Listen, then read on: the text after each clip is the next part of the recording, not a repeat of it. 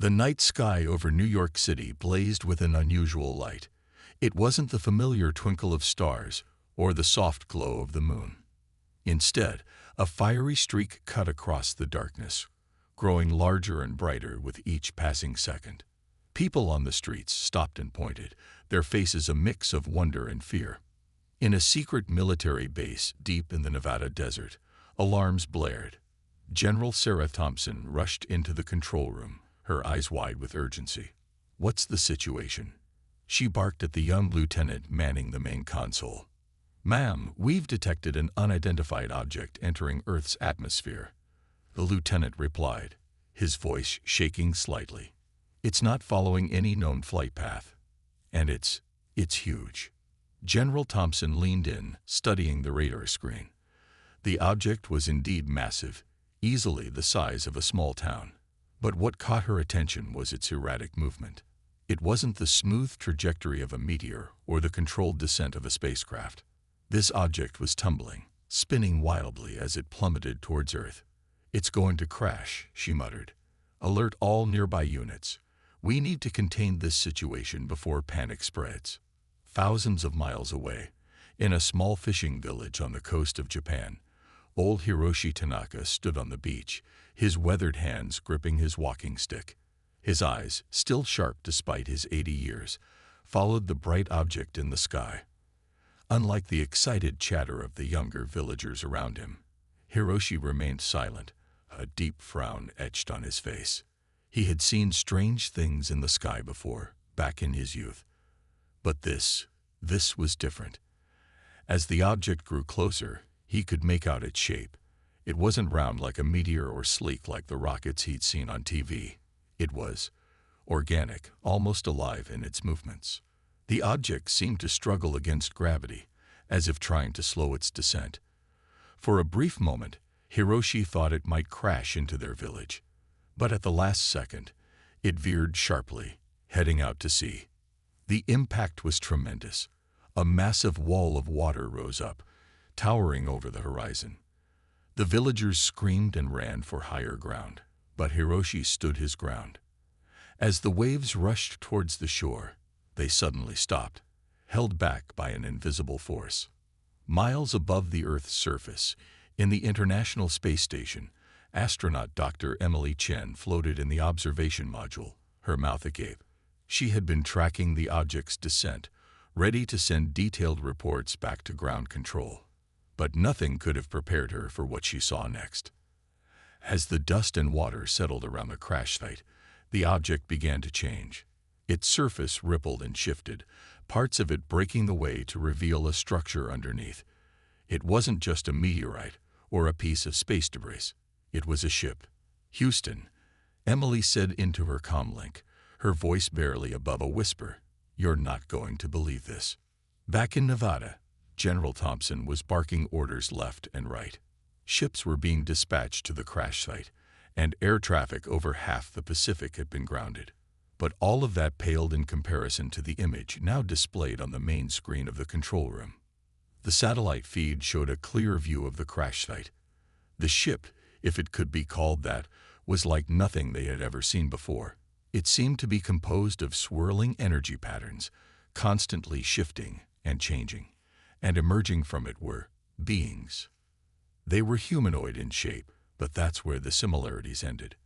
Their bodies seemed to be made of the same swirling energy as their ship, semi-transparent and ever-changing. They moved with a grace that seemed to defy gravity, almost floating above the water's surface. "My God," General Thompson breathed. "It's really happening." First contact. As news of the crash spread, the world held its breath.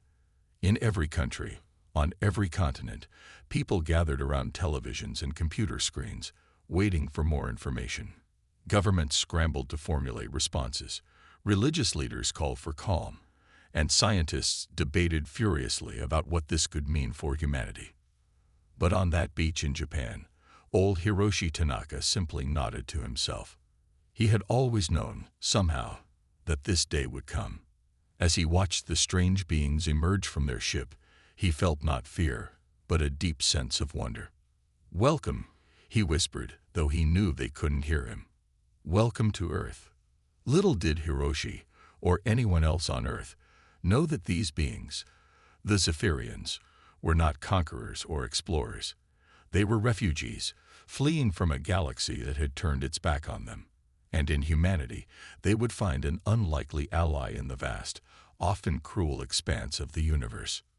The arrival of the Zephyrians marked the beginning of a new era for Earth, an era that would challenge everything humans thought they knew about strength, weakness, and their place in the cosmos.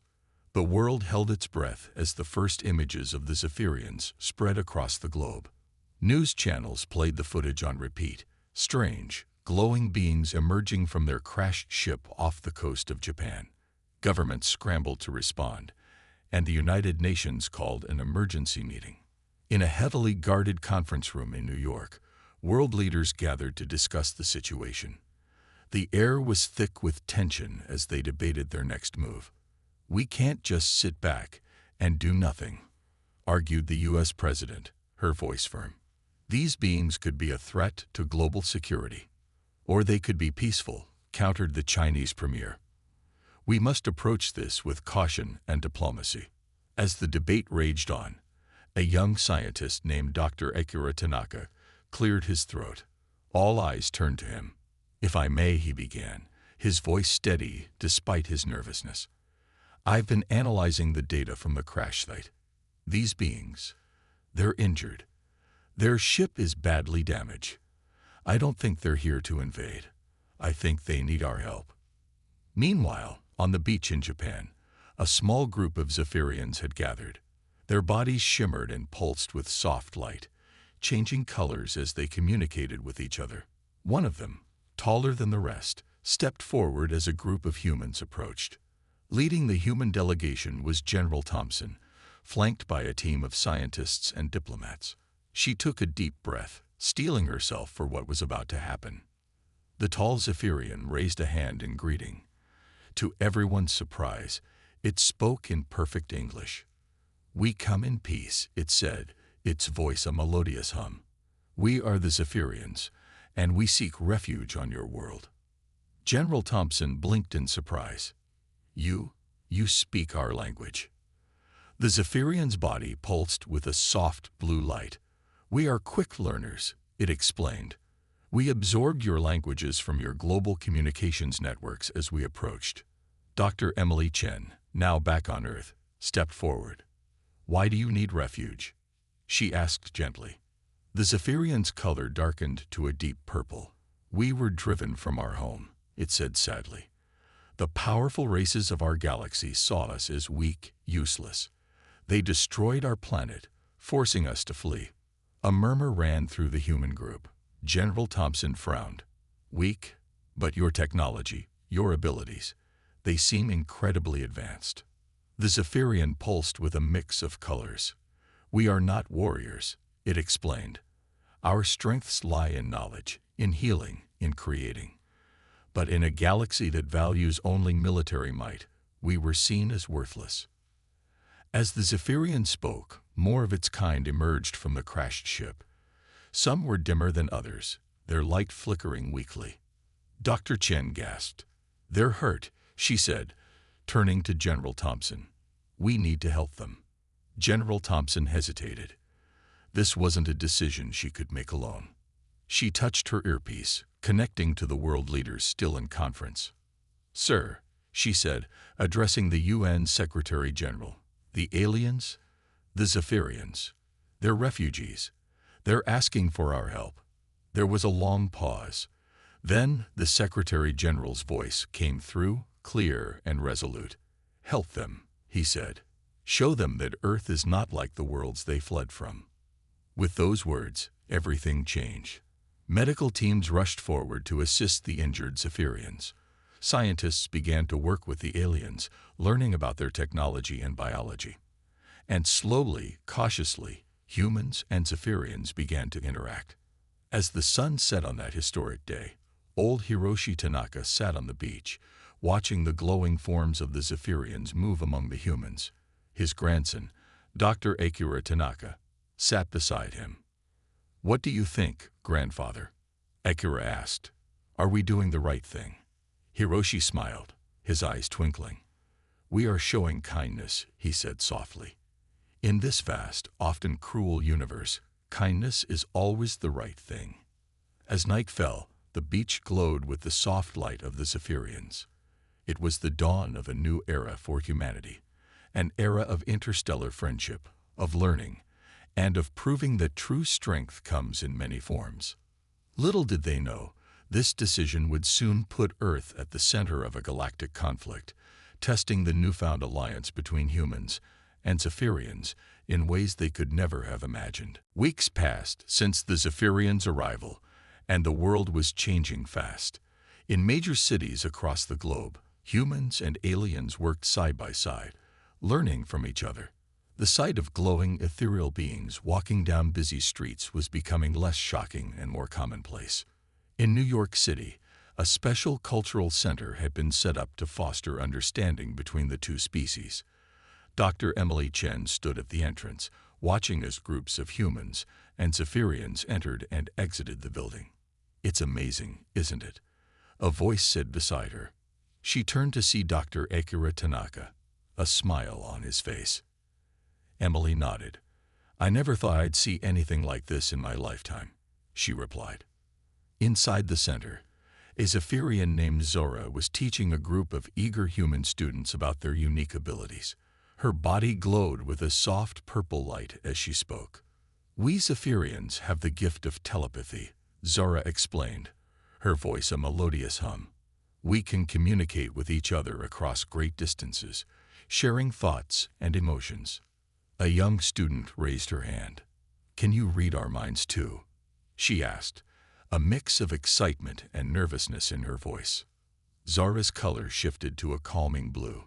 "We can sense strong emotions from humans, but we cannot read your thoughts without permission. It would be rude."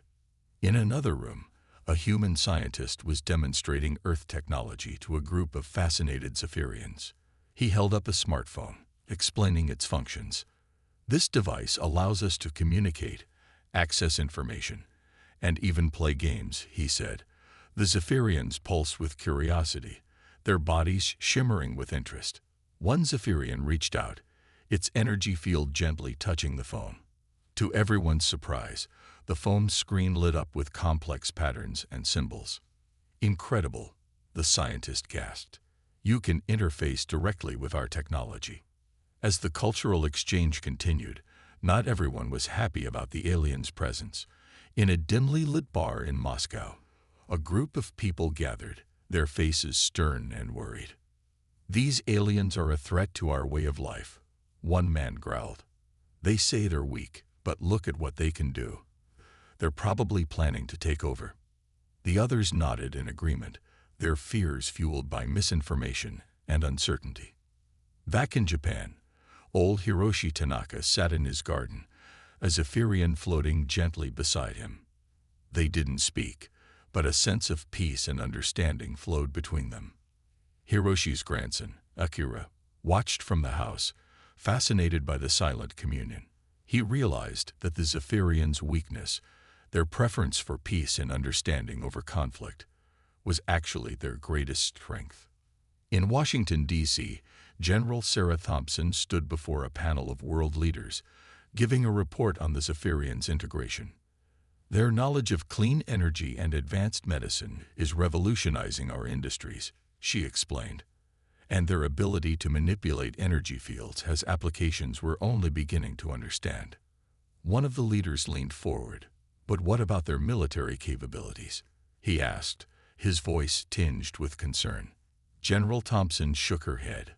"The Zephyrians have no interest in weapons or war. Their technology is entirely focused on creation and healing." As she spoke, a commotion outside caught everyone's attention. They rushed to the windows to see a group of Zephyrians floating above the street, their bodies glowing brightly. Suddenly, the polluted sky began to clear, the air visibly becoming cleaner. "They're purifying our atmosphere," someone whispered in awe. Meanwhile, in a secret laboratory, Dr. Chen and Dr. Tanaka were working with a team of Zephyrians on a groundbreaking project. If we can combine their energy manipulation abilities with our medical technology, Dr. Chen explained excitedly, we might be able to cure diseases we thought were incurable. As the day turned to night, the earth glowed with the combined lights of human cities and Zephyrian beings. It was a beautiful sight, a symbol of the unique partnership forming between the two species. But far above, in the depths of space, other eyes were watching. The powerful races that had driven the Zephyrians from their home had noticed the changes on Earth, and they were not pleased. As humanity celebrated their new allies and the advancements they brought, they were unaware of the storm brewing in the stars. The true test of their alliance with the Zephyrians was yet to come. The peace on Earth was shattered by a blinding flash in the night sky. People around the world looked up in awe and fear as a massive spaceship appeared in orbit, dwarfing the International Space Station. In the White House Situation Room, world leaders gathered around screens showing the alien vessel. General Sarah Thompson stood at attention, her face grim. "Mr. President," she said, "we're receiving a transmission from the ship." The room fell silent as a holographic image flickered to life. The being that appeared was unlike anything they had seen before. Tall, with multiple limbs and eyes that glowed like dying stars. "Humans of Earth," the alien's voice boomed, speaking perfect English. "We are the Galactic Council. You harbor fugitives from our justice. Surrender the Zephyrians immediately, or face the consequences." Panic spread across the globe as news of the ultimatum reached the public. In New York, Dr. Emily Chen rushed to the cultural center where many Zephyrians had gathered. "What's going on?" she asked Zora, her Zephyrian friend. "Who are these aliens?" Zora's body pulsed with fear, her usual soft glow dimming. "They are the ones who destroyed our world," she whispered. "The powerful races who saw us as weak and useless." Meanwhile, in Tokyo, Dr. Akira Tanaka was in an emergency meeting with Japanese officials. "We can't give up the Zephyrians," he argued passionately. "They've done nothing wrong. They're our friends." Back in Washington, the President of the United States stood before the United Nations General Assembly. The room was tense, filled with representatives from every nation on Earth. "We face a choice," the President began, her voice steady despite the gravity of the situation. "Do we bow to the demands of these bullies from space, or do we stand by our new allies, the Zephyrians, who have shared their knowledge and helped us grow?" Debates erupted across the chamber. Some nations argued for appeasing the Galactic Council, fearing the consequences of defiance. Others stood firm, unwilling to betray the trust of the Zephyrians. As the arguments raged on, a small group gathered in old Hiroshi Tanaka's garden in Japan. Hiroshi sat calmly, surrounded by both humans and Zephyrians. "In my long life," the old man said softly, "I have learned that true strength lies not in weapons or threats, but in unity and compassion." A Zephyrian elder, its body glowing with wisdom, nodded in agreement. "We came to Earth seeking refuge," it hummed. "Instead, we found friendship. We cannot ask you to risk everything for us." Dr. Chen, who had flown in from New York, stepped forward. "But that's exactly what friends do," she said firmly. "We stand together, no matter what." High above the Earth, aboard the International Space Station, astronauts worked frantically with Zephyrian engineers. They were modifying the station's systems, preparing for a possible conflict. "If we can adapt your energy manipulation technology to our defensive systems," one astronaut explained, "we might be able to create a shield around Earth." The Zephyrian pulsed with determination. "We will do everything we can to protect our new home," it said. As the deadline set by the Galactic Council approached, tensions reached a boiling point. Military forces around the world were on high alert. Zephyrians gathered in city centers, their bodies glowing with a mix of fear and resolve. In a final attempt at diplomacy, the United Nations sent a message to the Galactic Council. "The Zephyrians are under our protection," it read. "We invite you to come in peace and see how we have flourished together. But know this, if you choose conflict, you face not just the Zephyrians, but all of humanity." The world held its breath, waiting for a response. In homes, in offices, in public squares, humans and Zephyrians stood side by side, united in the face of this galactic threat. As the sun set on this pivotal day, the sky lit up once more. But this time, it wasn't just one ship. Dozens, then hundreds of alien vessels began to appear in Earth's orbit. The Galactic Council had made its decision, and Earth was about to face its greatest challenge yet. The world was on edge as hundreds of alien ships loomed in Earth's orbit. In every nation, humans and Zephyrians worked side by side, preparing for what seemed like an inevitable conflict. In a secret underground facility beneath the Rocky Mountains, General Sarah Thompson stood before a diverse group of Earth's best soldiers and scientists, along with a contingent of Zephyrians. "We face an enemy unlike any we've encountered before," she said, her voice echoing in the cavernous room. "But we have something they don't expect: unity between our species." Dr. Emily Chen stepped forward, gesturing to a holographic display. "We've been working with the Zephyrians to adapt their energy manipulation technology to our defense systems," she explained. "We call it Project Aegis." The hologram showed a shimmering shield enveloping the Earth. The assembled group murmured in awe. Meanwhile, in laboratories around the world, human scientists worked tirelessly alongside Zephyrian experts. They were developing new technologies that combined human ingenuity with Zephyrian knowledge. In a lab in Tokyo, Dr. Akira Tanaka held up a small device. "This prototype uses Zephyrian energy fields to disrupt the enemy's weapon systems," he said excitedly to his team. "If it works, we might be able to defend ourselves without bloodshed." High above the Earth, the International Space Station had been transformed. Zephyrian engineers had modified its structure, turning it into a command center for Earth's orbital defenses. Inside the station, astronauts and Zephyrians floated side by side, monitoring the alien fleet's movements. One of the Zephyrians, its body pulsing with a determined blue light, turned to the human commander. "We've detected unusual energy signatures from the Galactic Council's ships," it hummed. "They seem to be charging weapons." The commander's face grew grim. "Alert ground control," he ordered. "Tell them to be ready." Back on Earth, in cities around the globe, civilians were being trained in emergency procedures. Humans taught Zephyrians how to use bomb shelters, while Zephyrians showed humans how to create personal energy shields. In New York's Central Park, a Zephyrian named Zara led a group of humans in a meditation exercise. "Focus your minds," she said softly. "Feel the energy around you. In times of danger, a calm mind can be your greatest weapon." As the participants' breathing slowed, a soft glow began to emanate from their bodies, a sign that they were beginning to tap into the Zephyrian energy fields. In old Hiroshi Tanaka's garden in Japan, a different kind of preparation was taking place. Hiroshi sat with a group of elders, both human and Zephyrian, discussing strategy. "The Galactic Council thinks in terms of military might," Hiroshi said wisely. "But true strength comes from understanding and compassion. We must find a way to show them this."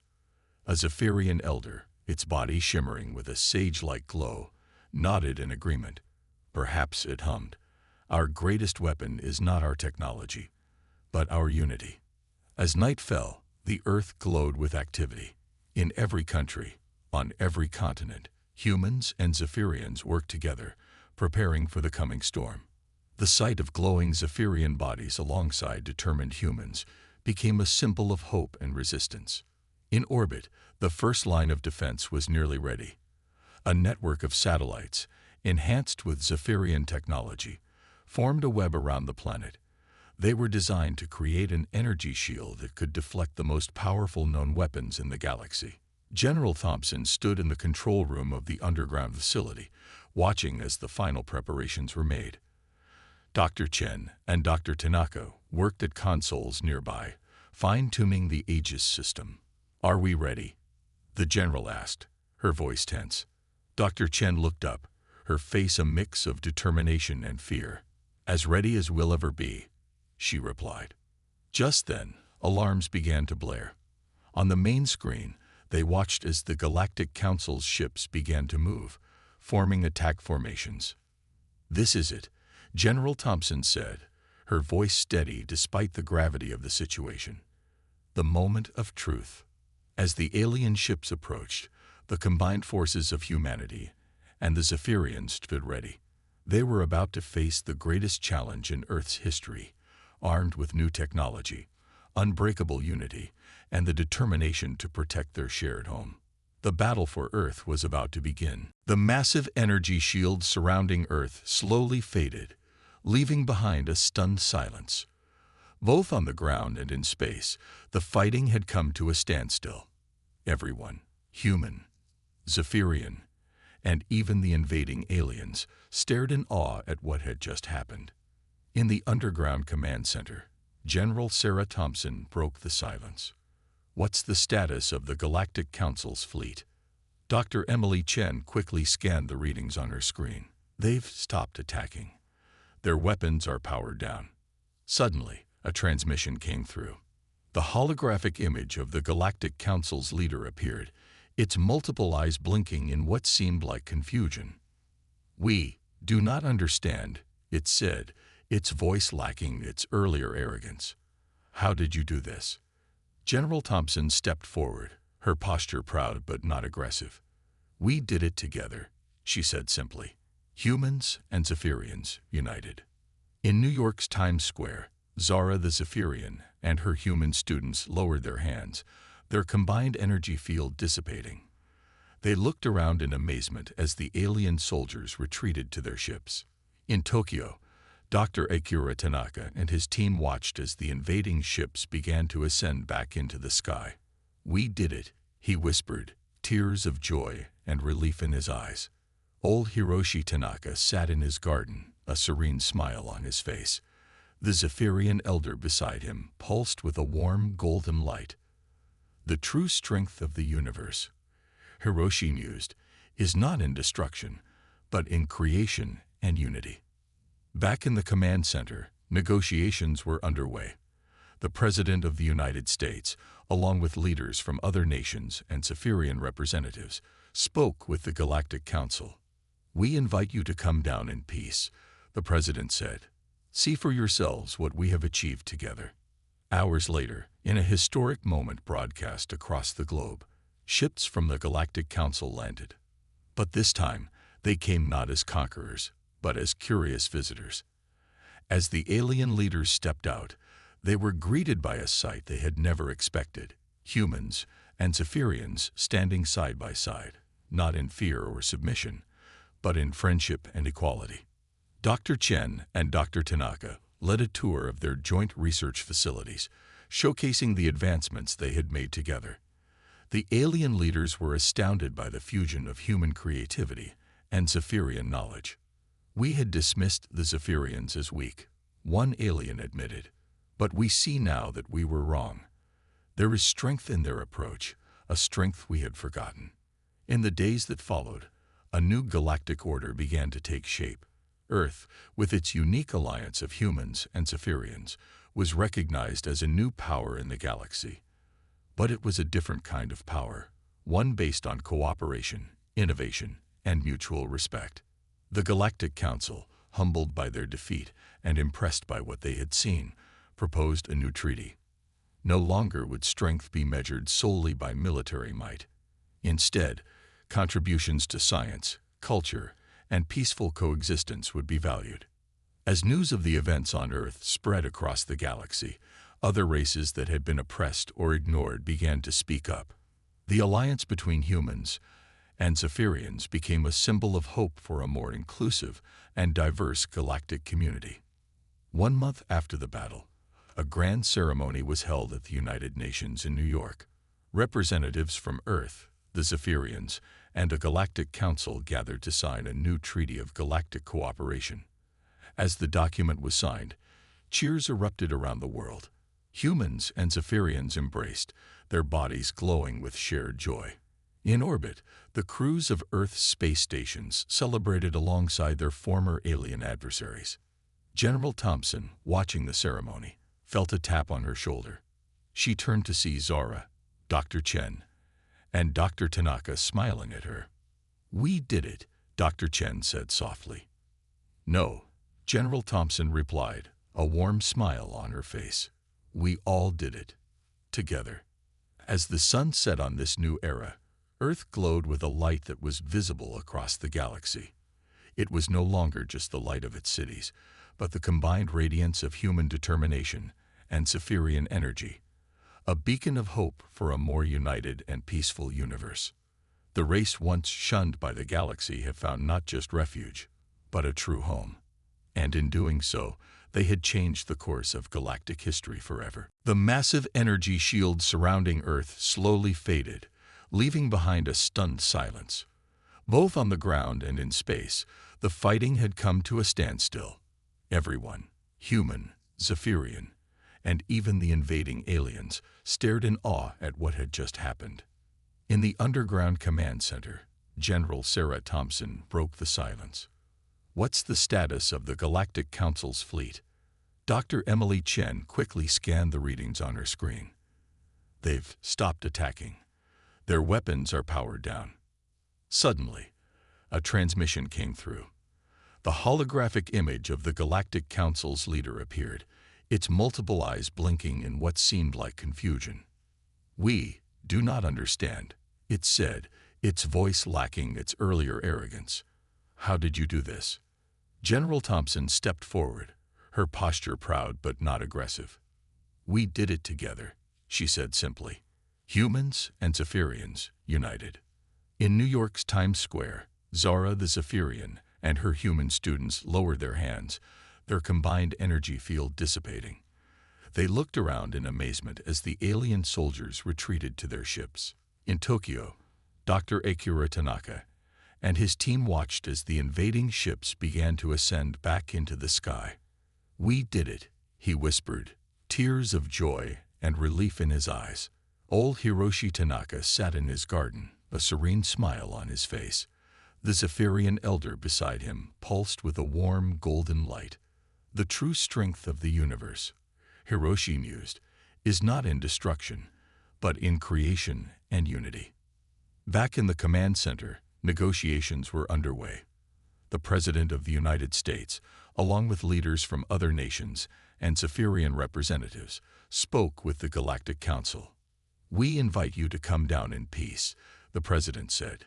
"See for yourselves what we have achieved together."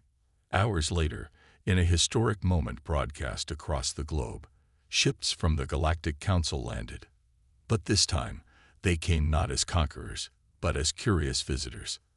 As the alien leaders stepped out, they were greeted by a sight they had never expected: humans and Zephyrians standing side by side, not in fear or submission, but in friendship and equality. Dr. Chen and Dr. Tanaka led a tour of their joint research facilities, showcasing the advancements they had made together. The alien leaders were astounded by the fusion of human creativity and Zephyrian knowledge. "We had dismissed the Zephyrians as weak," one alien admitted. "But we see now that we were wrong. There is strength in their approach, a strength we had forgotten." In the days that followed, a new galactic order began to take shape.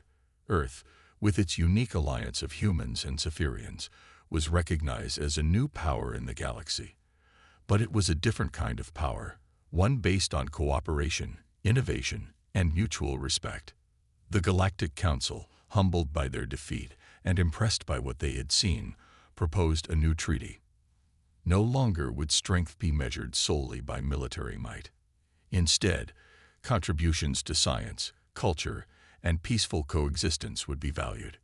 As news of the events on Earth spread across the galaxy, other races that had been oppressed or ignored began to speak up.